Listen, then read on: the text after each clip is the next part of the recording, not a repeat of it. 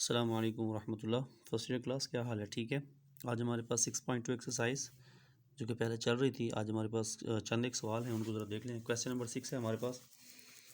आज एक कोशिश करते हैं कि इस एक्सरसाइज को आज वाइंड अप करें। क्वेश्चन नंबर 6 से कहता है which term of arithmetic progression. कहता है जी अरिथमेटिक प्रोग्रेशन में टर्म कौन सी होगी? ये वाली -85।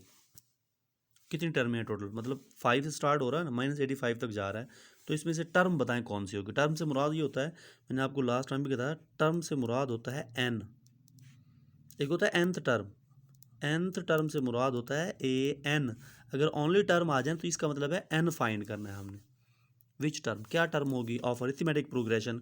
ये आपके पास 5 से लेकर कितनी, ये कितनी टर्में हैं टोटल, तो ये बतानी है हमने। मतलब 5 से स्टार्ट हो रहा है और माइनस के 85 तक जाके एंड हो रहा है। तो कहता है जी बताएं 5 से लेकर ये जो 85 आया है, इनके दरमियान में ये कितनी टर्में टोटल इस्तेमाल हुई हैं, ये भी और इनके दरमियान में भी। ठीक हो गया। तो देखें जी, यहाँ पे उसने एक सेंटेंस का इस्तेमाल किया है, वो हमारे पास अरिथमेटिक प्रोग्रेशन। यहाँ से हमें पता चल गया कि हमारे पास फार्मूला आएगा A N is equal to होता है A1 प्लस इंटू n-1 और डी के। मतलब हमने यहाँ पर ये n फाइंड करना है। क्या फाइंड करना है? n फाइंड करना है। तो ये आपके पास एक सीक्वेंस दे रखी है, ये पहली टर्म है और ये आखिरी टर्म है। पहली टर्म को हम कहते हैं A1, वो हमारे पास 5 आ गया। आखिरी टर्म को हम कहते हैं AN और वो हमारे पास -85 आ गया। ठीक हो गया।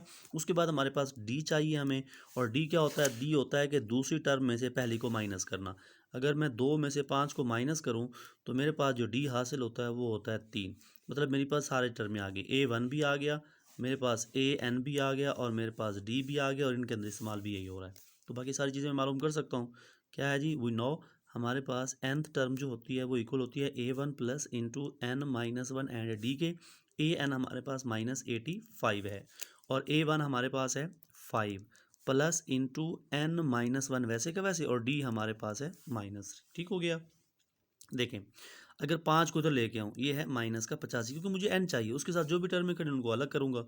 5 को इधर लेके आऊँ तो -5 इज इक्वल टू -3 को इस ब्रैकेट के साथ रब कर लें तो माइनस का 3n हो जाएगा, और माइनस माइनस हो जाएगा प्लस, और 3 एकम 3 हो जाएगा। ये टोटल हो जाएगा मेरे ख्याल से 90। और ये आपके पास है माइनस का 3n और जमा का 3। आगे देखें, माइनस का 90 है, प्लस का 3 इधर आएगा तो माइनस का 3। मेरे पास यहाँ पर रह जाएगा माइनस का 3n। ये टोटल हो जाएगा 90 और 3, तो मेरे पास माइनस का 93 हो जाएगा। इस इक्वल टू आ जाएगा -3n के ओवर यहाँ पर भी -3 ओवर यहाँ पर भी -3। ये इसे कैंसिल, आपके पास n जो है वो इक्वल माइनस माइनस से कैंसिल, ये आ जाएगा 3 और ये 31। मतलब टोटल ये जो टर्में इस्तेमाल हुई थी ना इसके अंदर, 5 से लेकर -85 तक 85 तक, टोटल 31 टर्में थी। बात समझ आई मेरी? कितनी टर्में थी टोटल? 31 टर्में थी। नेक्स्ट हमारे पास क्वेश्चन नंबर 12 है, हमारे सिलेबस का हिस्सा है, और वो कहता है ये है कि फाइंड nth टर्म। क्या कहता है? Find nth term. मतलब आपने ये लफ्ज़ n लिखा हुआ है, nth लिखा हुआ है, nth से मुराद ये होता है कि हमने ये फाइंड करना है ऑफ द सीक्वेंस। हमें बता रहा है कि सवाल कौन सा इस्तेमाल हो रहा है। फाइंड द nth टर्म, तो ये n टर्म होगी, ये मालूम करनी है। तो इसका हमारे पास फार्मूला होता है AN इज इक्वल टू होता है A1 प्लस इंटू n-1 और डी के। ठीक हो गया मेरी बात? अच्छा देखें, इस सवाल को पहले देखें ज़रा।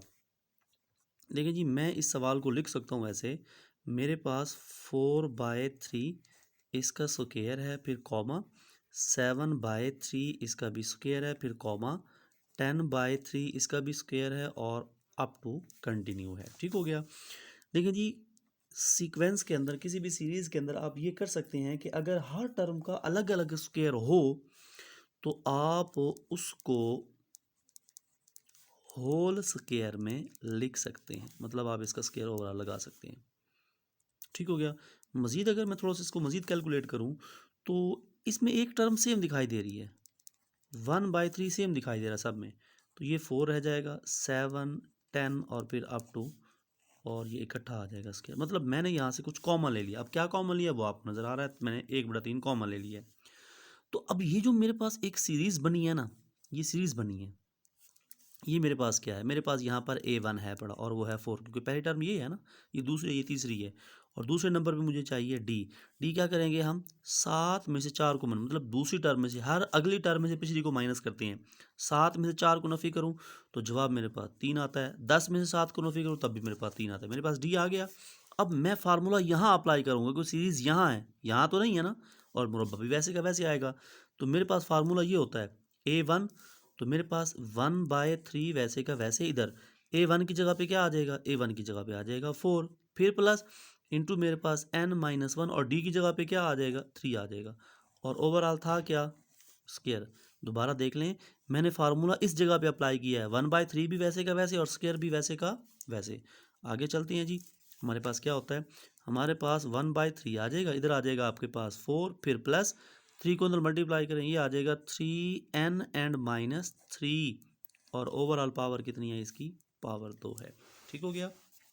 आगे देखें, आपके पास आ जाएगा 1/3, और इधर आप यूँ लिख लें 3n को पहले लिख लें और 4 में से 3 लेस कर लें तो +1 आ जाएगा, और पावर टोटल आ जाएगी इसकी 2। अब इसका बटा कुछ नहीं, बटा 1 आ जाएगा, एक एक से कैंसिल हो जाएगा। ऊपर आपके पास क्या आ जाएगा, ऊपर आ जाएगा आपके पास 3n+1 ओवर आ जाएगा 3, और इसका आ जाएगा होल स्क्वायर। तो ये आपका आंसर है। ठीक हो गया बच्चों। नेक्स्ट क्वेश्चन है हमारे पास जी, ये क्वेश्चन नंबर 13 है आपके पास। कहता है if 1/a 1/b and 1/c are in arithmetic progression show that is equal to this. मतलब यहाँ पे हमने अरिथमेटिक प्रोग्रेशन का कानून अप्लाई करना है। तो और ये हमारे पास 3 टर्म है, 1/a 1/b एंड 1/c, और फाइंड करना है हमने इस चीज़ के हवाले से।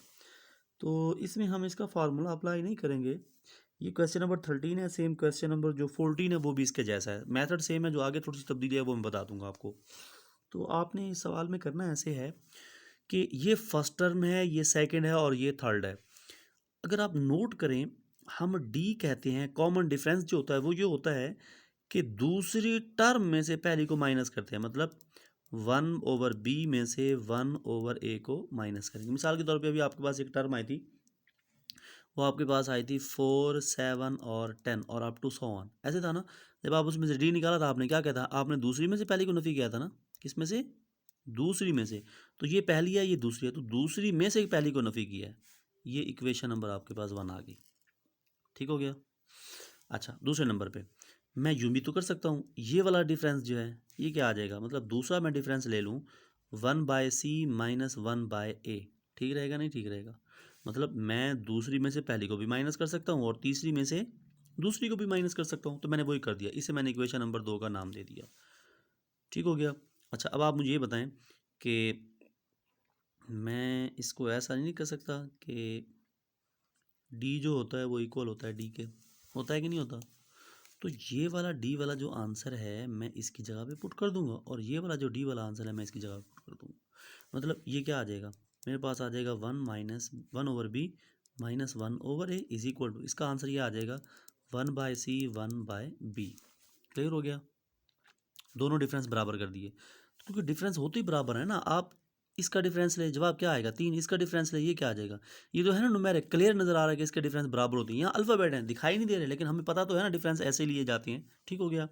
तो अब देखें, आप करें ऐसे कि बी वाली रकम को एक साइड पे कर लें, माइनस की इधर आएगी तो प्लस की हो जाएगी, और जिनके साथ बी नहीं है, मतलब जो अलग अलग टर्म है उनको अलग अलग कर लें।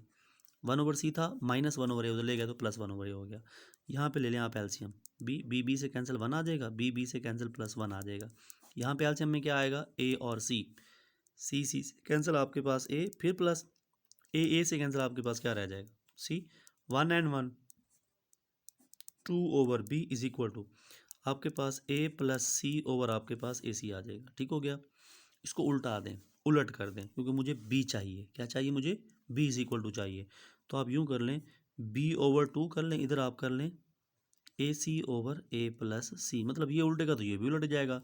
मुझे यहाँ b चाहिए, यहाँ भी 2 से मल्टीप्लाई करता हूँ, यहाँ भी 2 से, 2 से, तो मेरे पास b जो है वो इक्वल आ जाएगा 2AC एंड बटे में a+c।